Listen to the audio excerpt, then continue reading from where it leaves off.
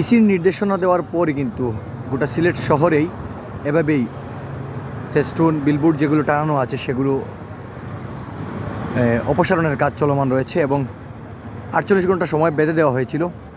এই সময়সীমার ভেতরেই কিন্তু প্রত্যেকটি জায়গা থেকেই বিলবোর্ড ফেস্টুনগুলো খুলে ফেলা হচ্ছে। আমরা গতকাল যেটা জানতে পেরেছিলাম যে সিলেটের সিটি কর্পোরেশন এবং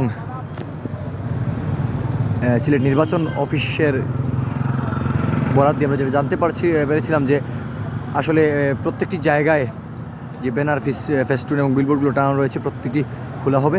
তারই ধারাবাহিকতায় আজ কিন্তু মধ্যরাতেও নগরীর চৌহাট্টা এলাকায় সিটি কর্পোরেশন লোকজন কাজ করে যাচ্ছেন এবং ব্যানার ফেস্টুন যেগুলো আছে সেগুলো অপসারণ করতে তারা কিন্তু তার কাজ চালিয়ে যাচ্ছে।